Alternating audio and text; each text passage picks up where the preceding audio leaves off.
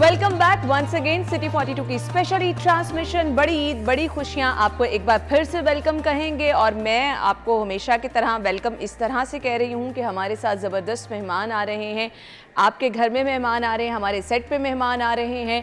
आप वहाँ ईद सेलिब्रेट कर रहे हैं, हम यहाँ ईद सेलिब्रेट कर रहे हैं और आपके पसंदीदा मेहमानों से आपको मिलवा रहे हैं, जिसको हम शहर लाहौर के फेसेस कहा करते हैं जी, जो अक्सर आप डिफरेंट टीवी चैनल्स पर देखते हैं, जो अक्सर आपके साथ अपने तजुर्बात शेयर करते रहते हैं, घर बैठ के आप तक इन्फॉर्मेशन पहुंचाते हैं। सो ये लोग ईद कैसे मनाते हैं ये हम डिस्कस कर रहे हैं। अभी जो हमें मेहमान ज्वाइन कर चुके हैं जी, मैं तारुफ कराना चाहूँगी। हमारे साथ राजा जहांगीर अनवर साहब हैं, डीजी पंजाब फूड अथॉरिटी हैं, और इसके साथ साथ ज़ैनब गोंदल माहिर ग़िज़ायात हैं। वेलकम कहेंगे और ईद मुबारक भी। अस्सलाम वालेकुम एंड ईद मुबारक। आपको भी बहुत बहुत ईद मुबारक, आपके नाजरीन को भी बहुत बहुत ईद मुबारक। Thank you so much sir, आपके वक्त का बहुत बहुत शुक्रिया। ज़ैनब क्या हाल चाल है? बहुत ही खूबसूरत लग रही है माशाल्लाह। थैंक यू सो मच, अल्हम्दुलिल्लाह बिल्कुल ठीक ठाक। बहुत बहुत शुक्रिया आपके वक्त के लिए। अच्छा जी, अब हमने बताना है कुछ चीज़ें आपके साथ इनकी ईद के हवाले से तो शेयर करेंगे, लेकिन क्योंकि हमारे दोनों मेहमानों का ताल्लुक जो है वो फूड से रिलेटेड है, तो हमने वो भी ज़रूर बातें करनी है। हम चाहते हैं आप गोश्त खाएं लेकिन बीमार ना हो। अगर आप खा रहे हैं तो वो आपको फ़ायदा पहुंचाए, नुकसान ना पहुंचाए। सो हमारी डिस्कशन जो है वो इसी तरह से मिली जुली चलेगी और आपका फीडबैक हमें इस तरह मिलेगा कि बस आपने स्क्रीन पर सिटी 42 लगा के रखना है, क्योंकि हम यहाँ पर आपके लिए प्रोग्राम कर रहे हैं। हम हैं शहर की दूसरी आवाज़ और आप लोग हमारे साथ मिलकर आज की ईद मनाइए। सर, सबसे पहले आपसे जानना चाहेंगे ईद के दिन का आगाज़ कैसे करते हैं? मैं थोड़ा सा आपको ईद से आने से पहले एक हफ़्ता हमारा बड़ा हेक्टिक गुजरा है। सही। हमारी सारी टीमों ने, जब आप लोग कैटल मार्केट्स में जानवर खरीदने जा रहे थे तो वहाँ जितने भी फूड स्टॉल्स थे, रोड साइड कार्ट्स थी, उस सारे को हमने स्क्रीन किया हुआ था। अभी पिछले 3 दिनों में आपने देखा होगा कि बहुत ज़्यादा ट्रैवलिंग लोग करते हैं, अपने गाँव में जा रहा है, कोई अपने घरों को जा रहा है, तो तमाम मोटरवेज़ के जो सर्विस एरियाज़ हैं, तमाम जो बाकी मेजर आर्टरीज़ हैं, वहाँ पे जितने भी रेस्टोरेंट्स हैं जहाँ पे लोग नॉर्मली गाड़ियाँ रोकते हैं, खाना खाते हैं, हम उसको बिल्कुल सारे को हमने क्लियर किया। हमने सारों को इंस्पेक्शन की, चेक किया और जहाँ जहाँ हमें जो गलतियाँ थी उसको रेक्टिफाई किया। उसके बाद आपको जानते हैं ना कि गोश्त की ईद है, लेकिन उसके बावजूद मिठाइयाँ, बेकरी आइटम्स, ये सारी चीज़ें भी बहुत ज़्यादा लोग इस्तेमाल करते हैं। हमने तमाम स्वीट शॉप्स, तमाम बेकरीज़ को भी इंस्पेक्ट किया ताकि आपको सेफ़ फूड मिल सके। आज सुबह जैसे आपने पूछा, यानी आप बता रहे हैं कि ईद के दिन भी आपने ईद से पहले भी काम किया और ईद के दिन भी आपकी टीम एक्टिव है, फील्ड में काम कर रही है। अभी भी सुबह से हमारी टीम जो है वो जगह जगह पे वो मौजूद है। मैंने छुट्टियां बंद की हुई हैं क्योंकि हम चाहते हैं कि हमारी ईद बाद में भी हो सकती है। अगर आप लोगों की ईद अच्छी होगी तो हमारी ईद अच्छी होगी। और चीफ मिनिस्टर साहब ने भी यही हमें हिदायत की हुई है कि भाई सेफ़ फूड जो है इंश्योर करना है। और ये चूँकि ईद पे लोगों का ट्रेंड ज़्यादा खाने पीने की तरफ होता है, ये वो ईद होती है कि गोश्त के साथ साथ लोग जो है वो खाना ज़्यादा एकदम से उसकी तरफ आ जाते हैं। तो हमने कोशिश की है इस दफ़ा माशाल्लाह, और अभी तक हमारी कामयाबी भी रही इस पे, और आगे भी चल के इंशाल्लाह मज़ीद आप लोगों को खैरियत की खबरी मिलेगी इंशाल्लाह जी, इंशाल्लाह। सो ईद के दिन का आगाज़ आपने किस तरह से किया, क्या एक्टिविटीज़ रहती हैं? जी, बचपन से हम ट्रेडिशनली नमाज़ पढ़ते हैं सुबह उठ के। अब ईद की ईदगाह पे नमाज़ पढ़ी, उसके बाद जो बुज़ुर्गों की कब्रें होती हैं वहाँ पे जाके फातिहा ख़ानी की जाती है। घर आए तो कुर्बानी के लिए पहले तो कसाई का इंतज़ार कर रहे थे, कसाब आया। ये सबसे मुश्किल काम है, लेकिन अल्हम्दुलिल्लाह पहले से तैयारी थी, तो उसने आके मेहरबानी की, हमें अर्ली आवर्स में ही हमें कुर्बानी कर दी। अब वो गोश्त वगैरह बन रहा है, तो कुछ घर खाना तैयार हो रहा है, कुछ उसके पैकेट्स बन रहे हैं लोगों को देने के लिए, तो वो हल्ला गुल्ला चल रहा है जी। बिल्कुल ऐसे सही। ज़ैनब, कैसे ईद के दिन का आगाज़ होता है?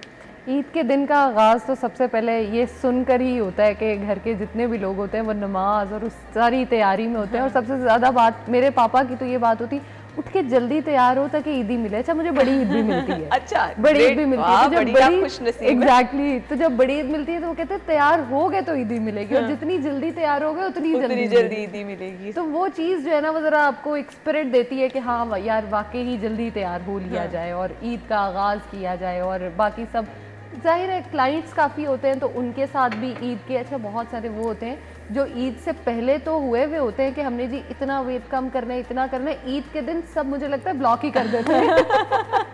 वो कहते हैं नहीं आज तो हमने ज़ैनब से बिल्कुल बात नहीं करनी। लेकिन ऑन दी अदर साइड कुछ लोग वो होते हैं जो वाकई इतने ज़्यादा डिटर्मिन्ड होते हैं कि उस दिन भी खाने की पिक्चर भेज के पूछ रहे होते हैं, इतना पोर्शन ठीक है, लाइक नाश्ता इतना, लंच इतना, और वो कर ले। अब आगे डिनर आएगा तो डिनर की पिक्चर्स से भर जाएगा जिसमें बारबेक्यूज होंगे, क्या कुछ नहीं हम बना छोड़ते अपने मटन और बीफ, खैर ईद ही इसी चीज़ का नाम है। बिल्कुल आपने सही कहा, यही तो इस त्यौहार की खूबसूरती है, सब मिलजुल कर बैठते हैं और आपको आपके दस्तरखान पे रौनकें नज़र आती हैं। तो हम दुआ गो हैं कि ये रौनकें इसी तरह से रहें। लेकिन वंस अगेन, जैसे कि मैंने अपने पहले वाले सेगमेंट्स में भी कहा, ईद का असल मकसद आप प्लीज़ मत भूलें, जो असल मकसद है उसको याद रखें। सुन्नत इब्राहिमी की अदायगी बचपन से हम देख रहे हैं, एक एक्साइटमेंट भी होती है, वो कुर्बानी का जानवर ख़रीद के लेकर आने से घर आकर उसकी आओ भगत और फिर उसको कुर्बानी तक जो है सर वो एक एक्साइटमेंट रहती है। सो वो बचपन से लेकर अब तक कुछ कमी आई है कि आप समझते हैं उसी तरह खुशी से जानवर खरीदते हैं? अल्हम्दुलिल्लाह, हम चूँकि इस्लामी मुआशरा में रहते हैं तो यहाँ पे ईद के त्यौहार बड़े जोशो खरोश से मनाए जाते हैं। वो छोटी ईद हो या बड़ी ईद हो, जैसे आपका स्लोगन भी है, बड़ी ईद बड़ी खुशियाँ। तो बड़ी ईद के चूँकि 3 दिन होते हैं तो नॉर्मली फैमिलीज़ इकट्ठी होती हैं। कभी एक के घर में बारबेक्यू पार्टी हो रही है, किसी के घर में दोपहर का खाना हो रहा है, तो नॉर्मली फैमिली सारी इकट्ठी होती है, एक दूसरे की तरफ आना जाना, और छुट्टियाँ भी 3 मिल जाती हैं तो उसमें हल्ला गुल्ला रहता है। बच्चे जो हैं अपनी वो एक्टिविटी जारी रखते हैं, उनका तो आप नॉन स्टॉप उनका एक अपना एक साइड शो चल रहा होता है। हाँ। लेकिन अब मेरा नहीं ख्याल कमी आई है, मेरा ख्याल है बेहतर ही हुआ है पहले से। तो लोग आप कुर्बानी का जानवर खुद खरीदने जाते हैं? जी मैं खुद जाता हूँ जी। सही, क्योंकि यहाँ पे सरकार ने बड़ा अच्छा, गवर्नमेंट ने जो कैटल मार्केट्स लगाई हुई हैं वो बड़ी वेल रेगुलेटेड हैं, प्राइसेस बड़ी मुनासिब हैं, और वहाँ पे जाके आपको डॉक्टर्स भी अवेलेबल, वेटनरी डॉक्टर्स अवेलेबल हैं, बीमार जानवर अब आपको नहीं लेने की ज़रूरत पड़ती, अच्छा जानवर मिलता है आपको, प्राइस पे बार्गेन करनी पड़ती है। वो एक बहस मुबाहिसा चलता है। वो भी हुस्न है इन चीज़ों का, इन त्योहारों का, कि आप ज़ाहिरी बात है, आप जिन्होंने इतना ध्यान से इतना प्यार से एक जानवर पाला होता है, वो चाहते हैं कि उसके मनमाने दाम लें, और दूसरी तरफ जो ग्राहक जाते हैं वो कहते हैं जानवर भी अच्छा हो, पैसे भी कम हो। तो ये तो हम पीछे पूरी देखते रहे हैं, 10-15 दिनों में ये सिलसिला चलता रहा है। ज़ैनब, कुर्बानी के जानवर को बताएं किस तरह से देखती हैं, आओ भगत करती हैं कि बस खाना शाना खाया और फारिग? अच्छा, ये एक्साइटमेंट ना मुझे लगता है कि बचपन में ज़रा ज़्यादा होती थी, उस टाइम पे तो बहुत ज़्यादा, लेकिन अभी भी होता है। जैसे ही जानवर घर पे आता है तो उसके पीछे पीछे और उसके साथ साथ, क्योंकि आई थिंक ये चीज़ बड़ी इंपॉर्टेंट है कि अगर आप अपने बच्चों को ये चीज़ आगे नहीं सिखाओगे तो वो चीज़ आप तक ही महदूद रहेगी और ख़त्म हो जाएगी। बिल्कुल, जो कि हमने बहुत सारी त्यौहार और अपनी चीज़ें, रीत जो है ना, वो अपने तक लाकर ख़त्म कर दी है, आगे हमने कन्वे नहीं की। बिल्कुल, या हमारे पेरेंट्स ने हम तक कर दी है, हमने आगे नहीं की। तो यहाँ हम ज़रा गलती पे हैं। लेकिन मेरा ये ख्याल है कि जैसे ही जानवर हम देखते हैं तो एक एक्साइटमेंट, एक प्यार और एक उन्स जो है वो अल्लाह पाक खुद ही आपके दिल में डाल देता है। और फिर जब आप एक चीज़ को खिलाते हो और उसका ख्याल रखते हो, फिर जब कुर्बानी हो जाती है, एग्जैक्टली। मुझे याद है, मैं एक बचपन का अपना किस्सा ज़रूर यहाँ मेंशन करना चाहूँगी। एक बकरा था, वो वाइट कलर का था, उसके बिल्कुल एक छोटा सा ब्लैक स्पॉट था, और वो मैंने खुद पसंद करके भी खरीदा था। जब वो कुर्बानी के लिए लेके जा रहे थे, लिटरली मैं आंसुओं के साथ रो रही थी, और उस दिन के बाद से मुझे होता था मैंने कुर्बानी नहीं देखी। अदरवाइज कुर्बानी सामने खड़े होके देखना, जब तक गोश्त बन नहीं जाना, जितनी मर्जी गर्मी है वही रहना। उसके बाद फिर मैंने कभी कुर्बानी नहीं देखी। अब ये होता है कि अच्छा खाने का वेट है और वो सब है, बस ठीक है। यानी उस दिन के बाद से आपने कहा कि अच्छा जी अब मेरा जानवर कुर्बान हो गया। एक्चुअली मैंने ऐसी वीडियोस देखी हैं, बच्चे आंसुओं के साथ रोते हैं कि उनका जानवर क्यों कुर्बान हो गया। सर, आपसे मैं ये जानना चाहूँगी, खाने पीने के शौकीन हैं, क्या चीज़ें खाने पीने में पसंद है? मैं मीट लवर हूँ, बहुत ज़्यादा। आपकी तो ईद हो गई ना। हम तो नॉर्मल डेज में भी मीट बहुत ज़्यादा पसंद करते हैं, लेकिन जो कुर्बानी का मीट है ना, उसमें एक स्पेशल किस्म की कोई टेस्ट आता है। क्योंकि आप इससे पहले तो सारे हम गोश्त बाज़ार से लेके आते हैं बना बनाया। अब जानवर, जैसे ज़ैनब बता रही हैं कि बच्चों के सामने ले जाना, उसको छुपा के ले जाना, बच्चों को झूठ बोलना कि नहीं हम इसको बाहर ले जा रहे हैं, तो बच्चों से तो बड़ी मुश्किल से ले जाना पड़ता है, क्योंकि वो वाकई डेवलप कर लेते हैं सम सॉर्ट ऑफ, उनके साथ इन्फेचुएशन उनकी ऐसी डेवलप हो जाती है 3-4 दिनों में कि वो उसको रात को भी वो खाना खिला रहे हैं, पानी पिला रहे हैं, फिर एक दूसरे को वो शो ऑफ भी करते हैं फैमिली में। अब हमें याद है अपने बचपन में हम सारी रात जानवर के पास ही बैठे रहते थे, क्योंकि जॉइंट फैमिली सिस्टम था, कजन्स थे सब लड़के, तो उन्होंने सारी रात बाहर बैठे रहना और हमने भी उनके पास ही बैठे रहना, तो वो बड़ा एक एक्साइटमेंट, वाकई एक फेस्टिविटी होती है। एग्जैक्टली। और फूड के हवाले से ना, सुबह कलेजी भूननी शुरू कर देते हैं लोग फैमिली में ऑफ कोर्स, और उसके बाद आपको नाश्ता जो है नॉर्मली जो छोटी ईद पे सवैयों के साथ होता है, इस ईद पे कलेजी के साथ नॉर्मली होता है, क्योंकि जो लोग अर्ली उसकी स्लॉटरिंग कर लेते हैं, कुर्बानी कर लेते हैं, फिर उनके घर में जल्दी आ जाता है वो सारा कुछ, तो उसके बाद गोश्त बन रहा होता है, फिर तकसीम हो रहा होता है, फिर उसमें किसी ने क्या भेजा, हमने किसको क्या भेजना है, तो वो भी एक एक्टिविटी चल रही होती है। बिल्कुल ऐसे ही है। सो ज़ैनब भी हमारे साथ मौजूद हैं। अब हमने आपको बताना है कि आपने ईद पे मोहतात रह के कैसे खाना है, क्योंकि गर्मी है और आपको वो गोश्त खाना, कंज्यूम करना, मतलब हॉस्पिटल्स में भी रश पड़ जाता है, क्योंकि हम देखते हैं लोगों का पेट ख़राब हो जाता है। सो हम चाहते हैं जो आप खा रहे हैं वो आप अच्छे तरीके से खाएं, अच्छे तरीके से आपको लगे भी और आपकी सेहत भी डिस्टर्ब ना हो। इस पर हमने बात करनी है, ब्रेक के बाद आपको ज्वाइन करेंगे। Stay with us. Welcome back once again और स्पेशल ट्रांसमिशन सिटी 42 की, जिसमें हम बड़ी ईद के साथ साथ बड़ी खुशियाँ भी सेलिब्रेट करना चाह रहे हैं। खुश आप रह सकते हैं दूसरों को खुश रख के, लेकिन बड़ी ईद पे लगता है लोग खा पी के खुश रहते हैं। तो ज़ैनब, एहतियात कैसे करनी है खाने पीने में? अब मशवरा ये किसी को मत दीजिएगा कि गोश्त ना खाएं या कम खाएं, 2-3 दिन तो एंजॉय करने दें। अना, मुझे लगता है कि आप चाहती हैं कि लोग मुझे बिल्कुल पसंद ना करें और नहीं, मैंने इसलिए मुझसे ऐसे सवाल करती हैं। मैंने इसलिए कहा ये मत कहिएगा कि खाना ना खाएं। नहीं, ऑफ कोर्स हम इस चीज़ से मना कर भी नहीं सकते, क्योंकि एक तो सुन्नत है, ये खाना चाहिए। और मुझे ये लगता है कि गोश्त खाने के लिए बहुत सारे हमारे तबके मुल्क में हैं जो इंतज़ार करते हैं बड़ी ईद का। पूरा साल एक इंतज़ार चल रहा होता है, तो फिर एक एक्साइटमेंट लेवल ज़रा और नेक्स्ट लेवल पीक पे होता है। लेकिन वो लोग, मैं उनसे रिक्वेस्ट ये करना चाहूँगी कि जिनको ये पता है कि वो किसी बीमारी का शिकार हैं ऑलरेडी, जैसे दिल के मरीज़ हैं, जिगर के मरीज़ हैं, गुर्दों के मरीज़ हैं, या उन्हें पता है कि उनका ब्लड प्रेशर बहुत ज़्यादा हाई हो जाता है, तो जो मरीज़ हैं उनके लिए मैं ख़ास तौर पे ये कहूँगी कि ज़रा खाने पे हाथ कंट्रोल रखें। हाँ, एहतियात करके खा लें। बिल्कुल। और जो लोग, जिनको ये पता है कि वो बहुत ज़्यादा मिर्चों वाला या गोश्त खाते हैं तो उनकी नक्सीर फूट जाती है, या उनका ब्लीडिंग लाइक नोज से या वैसे खराबी होनी शुरू हो जाती है, डायरिया होने के चांसेस बहुत ज़्यादा होते हैं। क्योंकि गर्मी की अगर हम बात करें, गर्मी की शिद्दत बहुत ज़्यादा है। जब आप उसमें नमक मिर्चों वाले खाने ऐड ऑन करेंगे और उसके ऊपर से हमारे एक ट्रेंड पता नहीं है कहाँ से आ गया, ऊपर से सॉफ्ट ड्रिंक्स भी पीने का, गरम खाना, ठंडी बोतल, साथ नान, रायते और वो चीज़ें भी चल रही होती हैं, तो आप ओवरडू खुद को बहुत ज़्यादा कर लेते हैं। अब गोश्त खाने का तरीका क्या हो सकता है? नाश्ता तो चलें आपने कलेजी का कर लिया है, लेकिन अब दोपहर की अगर हम बात करें तो दोपहर का खाना मेरा ये ख्याल है कि आपको थोड़ा सा लाइट रखना चाहिए। आप गोश्त ज़रूर लें, लेकिन उसके साथ सैलड का इस्तेमाल कर लें, रोटी चावल इन चीज़ों का इस्तेमाल ना करें। ठीक है। अगर रोटी चावल का खाने का दिल करता है तो आप बिरयानी या पुलाव अगर ले रहे हैं तो उसमें चावल का पोर्शन ज़्यादा ले लें।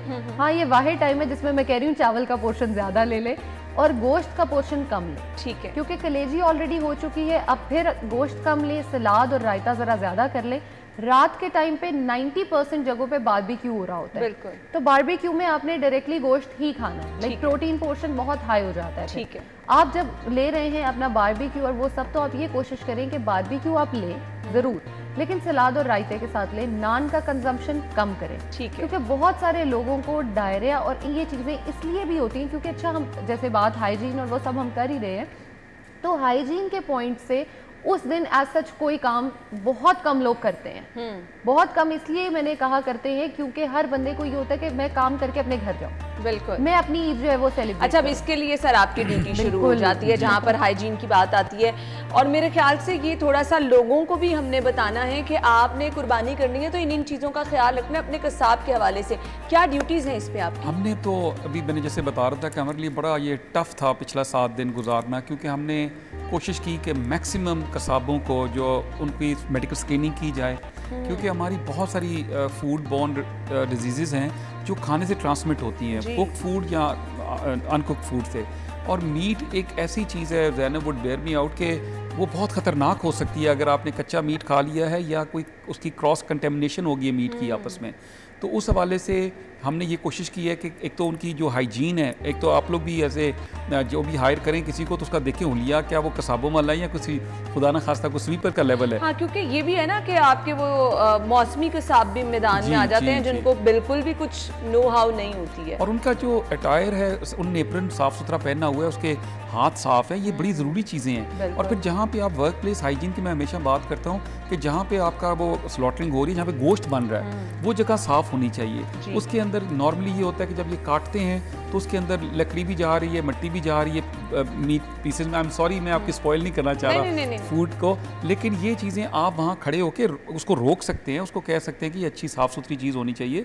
उसके बाद फिर वो दूसरा हिस्सा शुरू होगा जो कुकिंग का हिस्सा है, लेकिन उससे पहले भी कसाब कौन सा आप ला रहे हैं, क्या वो हेल्दी, चले अगर आप उसका नहीं भी कोई चीज़ मेडिकल सर्टिफिकेट चेक कर सकते हैं तो देख लें क्या वो हेल्दी लुकिंग है, क्या उसकी इस तरह की हालत है कि वो लगता है कि वो सेहतमंद है, क्योंकि वो सेहतमंद होगा, नहीं होगा तो स्नीज करेगा आपके फूड के ऊपर, कफिंग कर सकता है, उसके वैसे हाथों से आपकी कंटेमिनेशन ट्रांसफ़र हो सकती है। तो ये चीज़ें वाकई हम कहीं ना कहीं मुझे लगता है कि इग्नोर कर जाते हैं, इन चीज़ों का आपको बहुत ध्यान रखना है, क्योंकि सर इतना मुश्किल टाइम है कि आपके लिए कसाब तलाश करना जो है, अभी तक लोग जो हैं ये टाइम आ गया है, नेक्स्ट डे की अपॉइंटमेंट मिल रही होती है, लोगों के लिए सबसे बड़ा मसला ही ईद के दिन ये होता है कोई कसाब मिल जाए और टाइम से वो कुर्बानी करके, गर्मी भी है, गोश्त ख़राब होने का डर होता है, तो आपकी कोशिश ये होती है कि आप जल्दी जल्दी से अपनी जिम्मेदारी से फारिग हों और गोश्त बांट दें। ज़ैनब, एक और बड़ा इशू है, हम लोग प्रॉपर कुक नहीं करते हैं फूड को, मेहमान आ रहे होते हैं, जल्दी जल्दी प्रेशर लगा लिया, खाना बना लिया और आगे रख दिया, या फिर आपके पास ऑप्शन ये होती है कि आप उसको, एक लाहौरियों का रिवायती तरीका ना, बहुत ही ज़्यादा पका लिया जाता है, ऑयल बहुत ज़्यादा। सो ये दोनों चीज़ें किस तरह से नुकसानदेह हैं ये भी बता दीजिएगा। अच्छा, जैसे हमने पहले बात की कि कच्चा और पका हुआ गोश्त जो है उसका एक बहुत ज़्यादा ख़ास फ़र्क होता है। अगर आपने किसी बर्तन में कच्चा गोश्त डाला हुआ था और आपने वो निकाल के बर्तन धोए बगैर उसके अंदर पका हुआ गोश्त डाल दिया है, फॉर एग्जाम्पल, तो आप ये समझे कि जितनी गोश्त में बीमारियां थी वो सारी उस पके हुए खाने के थ्रू आपके अंदर चली जाए। ओके। इवन जो नाइफ आप यूज़ कर रहे हो, चम्मच यूज़ कर रहे हो, वो भी डिफरेंट होना चाहिए दोनों के लिए, क्योंकि बहुत ज़्यादा क्रॉस कंटेमिनेशन होने की वजह से आप बीमार हो सकते हैं। अब जैसे आपने कहा कि गोश्त के लिए कसाब ढूंढना मुश्किल है, तो कसाब के आते ही हमें ये होता है कि जैसे गोश्त हुआ है वैसे ही हम उसको ऊपर रखते हैं। सबसे पहले उसको अच्छे तरीके से खुद साफ करें, किसी पे ट्रस्ट ना करें। जैसे हमने कहा कि बीमारियां जो हैं वो आगे ट्रैवल कर रही होती हैं, तो आप यही कोशिश करें कि गोश्त को खुद अपनी निगरानी में साफ कराएं। उसको साफ करा के कम से कम पानी रिंस करें सारे के ऊपर से, ब्लड सारा साफ कर दें। जब सारा साफ हो जाए उसके बाद ये कोशिश कर लें कि नमक वाले पानी में या उसमें जो है थोड़ा सा विनेगर डाल के उससे उसको साफ करें। गोश्त जब साफ हो गया, अच्छा विनेगर का ये भी फायदा होगा कि गोश्त गलने में ज़्यादा टाइम नहीं लगेगा और वो कुकिंग प्रोसेस जो है उसका टाइम भी लिमिटेड हो जाएगा और वो जल्दी कुक भी हो जाएगा। अब पकाने के लिए अगर हम ये बात करें कि अगर आपको पता है कि आपके मेहमानों ने इतने बजे आना है, तो प्लीज़ अपने खाने को ज़रा टाइमली कुक कर लें, क्योंकि अगर आप कच्चा खाना खुद खाओगे या किसी को खिलाओगे तो बीमारी ने आपको अटैक करना ही है।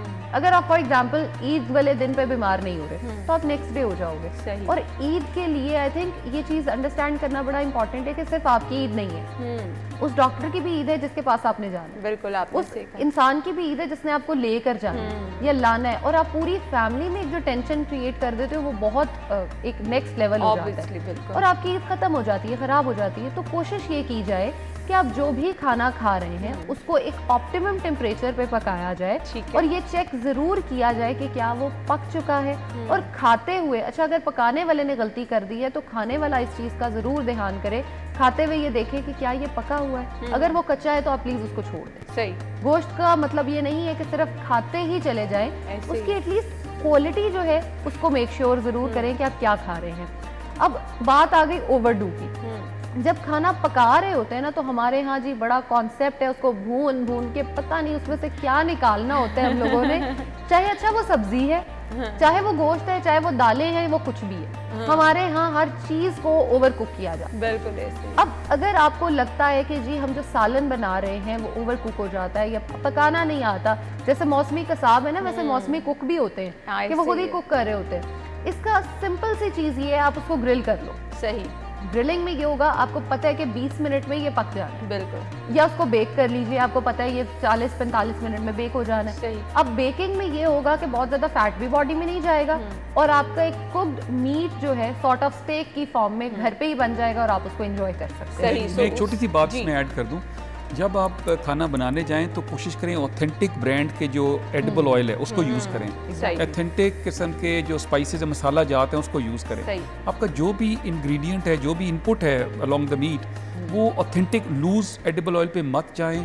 वो हम आजकल कैंपेन भी कर रहे हैं कि ये बिल्कुल ख़त्म भी कर रहे हैं, हम बहुत ज़्यादा इस पर रेड भी करते हैं, सील भी करते हैं। लेकिन जितने भी आपके खाने के अंदर चीज़ें डाली जा रही हैं वो साफ़ सुथरी होनी चाहिए और ऑथेंटिक होनी चाहिए। और ये आपकी फूड क्वालिटी में चीज़ें बहुत मैटर करती हैं। जैसे कि सर ने कहा कि ऑयल का इस्तेमाल या फिर जो मसाला जात आप इस्तेमाल करें, ये खाने को जहाँ आपके लिए सेहतमंद बनाते हैं वहीं नुकसानदेह भी बना लेते हैं। सो आपने इन चीज़ों का बहुत ज़्यादा ध्यान रखना है। जो जो खाने बना रहे हैं इस टाइम ज़ैनब ने जो गाइडलाइन बताई हैं प्लीज़ उन पे अमल कीजिए। ब्रेक के बाद ज्वाइन करेंगे, stay with us. Special transmission, बड़ी ईद बड़ी खुशियाँ जारी हैं और हम खुशियाँ बांट रहे हैं आपके साथ मिलकर। हमारे मेहमान हमारे साथ मौजूद हैं। राजा जहांगीर साहब से मैं जानना चाहूँगी, ईद की एक्साइटमेंट, बड़ी ईद पे वैसे कपड़ों से ज़्यादा जानवर की एक्साइटमेंट होती है, लेकिन एक रिवायत है ना कि नए कपड़े पहनने हैं आपने। सो वो नए कपड़े आप खुद सिलवाते हैं, खुद शॉपिंग करने जाते हैं या फिर घर में किसी की जिम्मेदारी है? एक्चुअली ये भी एक फैमिली एक्टिविटी बन गई हुई है। नॉर्मली तो वैसे ख़वातीन का ज़्यादा उनके साथ जाना शॉपिंग के लिए मुश्किल होता है मर्दों के लिए, क्योंकि उनका अपना टाइम का एक टाइम जोन होता है जिसके अंदर वो रहती हैं। लेकिन हम दोनों मियाँ बीवी इकट्ठे जाके शॉपिंग करते हैं और उसमें फिर ये होता है कि मैं उनको हाफ पे छोड़ देता हूँ जब मेरी अपनी शॉपिंग हो जाती है कि okay now I set you free and go and do your thing. तो लेकिन इस दफ़ा फिर हम लोगों ने इकट्ठे शॉपिंग की थी। कपड़े सिलवाने के लिए ज़ाहिर है वो हमारे टेलर डिफरेंट होते हैं, तो वो चीज़ें चलती रहती हैं। मैं एक छोटी सी बात, आपका टाइम मुझे पता है बहुत कीमती है। बच्चे इस वक्त ना अगले 3 दिनों में वो जाएंगे, पार्क्स में जाएंगे, ज़ू में जाएंगे, डिफरेंट एंटरटेनिंग प्ले लैंड्स में जाते हैं, बच्चे इंजॉय करते हैं। 3 दिन छुट्टियाँ होती हैं, तो वहाँ पे भी हमने कोशिश की है इस दफ़ा कि जहाँ भी बच्चे जाएं उनकी जितनी भी उनकी फूड है उसको भी हमने चेक किया। और वहाँ पे भी हमारी टीमें इस वक्त भी मौजूद हैं एज ऑफ टुडे, और वो मौजूद हैं। और एक एक जो ठेला है, जो वहाँ से बच्चे जहाँ से स्टॉल्स हैं या रोड साइड कार्ट्स हैं, उन सारों को हम अभी तक चेक कर रहे हैं ताकि खुदा न खास्ता इससे कोई नुकसान ना हो बच्चों को, क्योंकि बच्चों के पास अभी पैसे भी होंगे। जैसे ज़ैनब तो अभी भी ईदी लेती हैं तो वो बच्चों को भी ईदी मिलती है, वो इंसिस्ट करते हैं कि जब उनको नहीं फ़र्क पड़ता कि छोटी ईद है या बड़ी ईद है। तो वो और उनके लिए जो ये कुक फूड है, होम कुक फूड है, शायद उतना उनके लिए वो एक्साइटिंग नहीं करता, बाहर जाने तो कुछ खाना भी लाज़मी है उन्होंने। तो वो हमने इस दफ़ा वो भी, और अभी हमारी छुट्टियां जैसे मैंने कहा कि हमारी बंद हैं और हमने 3 दिनों में अपनी टीमें बनाई हुई हैं। और बड़े बड़े जितने पार्क्स हैं आपके लाहौर में और आपके देखने वाले दीगर जगहों में, पूरे पंजाब में ये ऑपरेशन चल रहा होता है। और इसमें इंशाल्लाह हमने अपनी टीमों को डिप्लॉय किया हुआ है। वो ओवर वर्क हैं, ओवर टाइम लगा रहे हैं, लेकिन वो आपके लिए एक सेफ़ फूड के लिए इंश्योर कर रहे हैं इंशाल्लाह। ये बहुत अच्छी चीज़ है कि ईद के दिन भी ना आप लोगों की बचत नहीं है। वो लोग जो कि सेहत दुश्मन है, उनके लिए फूड अथॉरिटी की टीमें जो हैं वो इस टाइम फील्ड में मौजूद हैं। सो ज़ैनब, ईद की शॉपिंग कैसे करती हैं? अच्छा, उससे पहले मैं एक छोटी सी बात ऐड कर लूं कि जब आप घर से जा रहे हैं, घर से जाते हुए या तो अपना पानी साथ ज़रूर लेकर जाएं, या फालसा आजकल बड़ा कॉमन है, फालसे का जूस बना लीजिए, वो साथ रखें ताकि आप डिहाइड्रेट नहीं होंगे तो बहुत ज़्यादा डायरिया के चांसेस जो हैं वो ऑलरेडी कम हो जाएंगे। सही है। सो ये तो हम आपको रूटीन में भी चीज़ें शेयर करते रहते हैं। गर्मी में ये वाले मसाइल ज़्यादा हो जाते हैं, लेकिन क्योंकि आपने खाना शाना ज़्यादा खाया होता है तो इन चीज़ों का आपने ध्यान रखना है। सो ईद के लिए बताइएगा क्या करती हैं? अच्छा, शॉपिंग की अगर बात की जाए तो आई थिंक जैसे पहले बात हुई है, औरतों का तो एक मज़े का ये काम है शॉपिंग करना। अब शॉपिंग करने के लिए टाइम निकालना बड़ा मुश्किल हो जाता है। तो इस बार मैंने जो अपनी शॉपिंग की है वो मैंने ऑनलाइन ही कर ली। ठीक है, इसलिए क्योंकि मार्केट जाना करना काफ़ी बिजी स्केड्यूल चल रहा था। तो जब आते हैं कपड़े, वही ऑनलाइन डिलीवर होते हैं, तो वो जो एक एक्साइटमेंट और वो जो खुशी उस टाइम पे हो रही होती है ना, वो एक अलग ही लेवल होता है। सही। और आई थिंक पहले जो ईद की शॉपिंग होती थी ना, वो आपसे बड़ी डिफरेंट होती थी कि अनस्टिच आप लेते थे, उसको स्टिचिंग के लिए दिया, उसको किया, फिर उसका वेट करना। हाँ। अब तो ये मजे की चीज़ है, आपको रेडीमेड पता है, आ जाता है। हाँ, कि ये चीज़ है, ये ऐसे है, मैंने ऐसे पहन आप उसको एज इट इज़ कैरी कर लेते। बिल्कुल, तो टाइम की भी बचत हो जाती है और आपके पास कम टाइम में बहुत अच्छी चीज़ जो है वो आपके सामने आ जाती है। सो इस ईद पे कपड़ों की एक्साइटमेंट मैंने जैसे पहले कहा कम होती है, क्योंकि आपके पास इस ईद पर होता है कि आपने जानवर की कुर्बानी करनी है और फिर गोश्त तकसीम करने जाना है। गोश्त तकसीम करने जाती है रिश्तेदारों के घर या नहीं? बिल्कुल बिल्कुल। वो अक्सर वो है ना कि मीम अक्सर हम देख रहे होते हैं, मैंने गाड़ी चलानी सीख ली, अब मैं दही ला रहा हूँ। मैंने तो जब से सीखी है मुझे यही पता है कि गोश्त मैंने बांटना है, कुछ बन रहा है वो मैंने बांटना है। पैकेट्स बन जाते हैं और साथ जो है गाड़ी की डिग्गी फुल हो जाती है और फिर उसको जाके हर घर में जाहिर है मिलना मिलाना भी और गोश्त बांटना। तो मुझे खैर मज़ा आता है इस चीज़ में कि आप सबको मिल भी आते हो और वो जब आप एक स्पेशली जब गरीबों में आप बांट रहे होते हैं ना, उनके एक चेहरे पे जो खुशी आती है उसका तो मेरा ख्याल है कोई नेमल बदल है ही नहीं है। बिल्कुल तो मुझे उसके लिए बड़ा मज़ा आता है और मैं इसलिए भी एक्साइटेड होती हूँ कि ये काम मैंने खुद करना है। सही। सर मुझे बताइएगा, घर में टाइम ऑब्वियसली ड्यूटी के साथ कम दिया जाता है, सो ये ईद के दिन भी अगर आप लोग ड्यूटी पे रहे तो घर वाले कॉम्प्रोमाइज़ कर लेते हैं? ये तो नहीं कहते कि जी आप ईद वाले दिन भी जा रहे हैं? वो कुछ तो उनको आदत हो चुकी हुई है लेकिन उसके बावजूद हम ज़रूर, जैसे ये बता भी रही थी कि खुद जाके किसी को देना, चाहे वो रिश्तेदार है, दोस्त है या कोई और नीडी है, वो बहुत ही एक और किस्म का एक्सपीरियंस होता है। हाँ। आप अपने हाथ से ज़बा कराते हैं जानवर, पहले ख़रीद के लाते हैं, फिर ज़बा करवाते हैं, फिर उसके सामने आप एक तो ज़रूर आपके चैनल से बायोडिग्रेडेबल बैग्स यूज़ करें। बिल्कुल। प्लास्टिक बैग से थोड़ा सा आप परहेज़ करें, क्योंकि प्लास्टिक एक बहुत बड़ा चैलेंज बन चुका है सबके लिए। आई एम सॉरी, मैं ये बातें बाद में साथ साथ चिप इन करता जाता हूँ। ये बातें बहुत ज़रूरी है करना। लोग चूँकि ज़ाहिर आप बैग्स में तकसीम करते हैं, किसी ज़माने में कपड़े में करते थे, तो बायोडिग्रेडेबल बैग्स मिल सकते हैं और बहुत महंगे भी नहीं हैं, बड़े आम सस्ते मिलते हैं। उनमें डालें ताकि वो आप एनवायरमेंटल फ्रेंडली ईद मनाएं। और सेकेंडली बिल्कुल खुद जाएं, उसका एक और ही खूबसूरती है। किसी को फीलिंग भी साथ गोश्त के ट्रांसफ़र करें। जब आप किसी के पास जाएंगे, चाहे खुद गाड़ी चला के जाएं, लेकिन आप जाएं ज़रूर, चाहे शाम को चले जाएं, दोपहर में चले, जब टाइम मिले, क्योंकि ये वो टाइम होता है कि आप वाकई जिन रिश्तेदारों को मिले हुए बहुत टाइम हो जाता है, आप उनके घरों में भी जाते हैं, तो ये एक अच्छा टाइम है। आप मिलजुल कर बैठ भी जाते हैं, किसी से जाके मुलाकात भी हो जाती है। सर मैसेज लाहौरियों को क्या देना चाहेंगे? लाहौरी जनाब, इंशाल्लाह they are in safe hands. हमने काम किया है 7 दिन, हमारी टीमें अभी भी आपके लिए काम कर रही हैं। सिर्फ जब आप कसाब लेने जाएं तो उसके लिए उसकी मेडिकल स्क्रीनिंग सर्टिफिकेट चेक करें कि क्या वो मेडिकली स्क्रीन्ड है। साफ़ खाने के लिए ज़रूरी है कि सेफ़ खाना हो। तो मेरी ये गुजारिश होगी कि अपनी सेहत को बहुत ज़्यादा अहमियत दें। It is very important. ये अल्लाह ताला की बहुत बड़ी नेमत है, इसको संभालें। बहुत ज़बरदस्त मैसेज है। ज़ैनब क्या कहना चाहेंगी? आई थिंक कि क्वालिटी से क्वांटिटी जो है ना वो हम ज़्यादा बेहतर करना शुरू कर देते हैं कि जी क्वांटिटी पे कोई कॉम्प्रोमाइज़ हमने नहीं करना, लेकिन हमें क्वालिटी पे कॉम्प्रोमाइज़ नहीं करना चाहिए। चाहे वो जैसे कहा गया कि कसाब की हो, आपके खाने की हो, आपके घूमने फिरने की हो, बस वो करें, चाहे थोड़ा कर लें लेकिन अच्छा साफ सुथरा। हाँ, जिससे आपको सेटिस्फेक्शन हो। खाना है तो आपकी सेहत में बिगाड़ ना आए। अगर आप क्वालिटी हमेशा जो है वो बहुत मैटर करती है, लेकिन कुछ चीज़ों में आपको क्वांटिटी का भी ख्याल रखना पड़ता है, तभी रिजल्ट उसके अच्छे आते हैं। थैंक यू सो मच आप लोगों के वक्त का बहुत बहुत शुक्रिया। वंस अगेन ईद मुबारक। नाज़रीन, आपकी ईद को हम इसी तरह से स्पेशल बनाते रहेंगे, अपने मेहमानों से आपकी मुलाकात कराते रहेंगे। आप खाने को अच्छे तरीके से एंजॉय कीजिए, खाना खाने से मना कोई नहीं कर रहा। हमारा आज के प्रोग्राम का, हमारी आज की ट्रांसमिशन का मकसद सिर्फ ये है कि ईद के असल मकसद को आपको याद दिलवाते रहें, आपकी सेहत के बारे में बात करते रहें और आपके साथ खुशियां बांटते रहें। ब्रेक होगी, ब्रेक के बाद नए मेहमानों के साथ ज्वाइन करेंगे। Stay with us.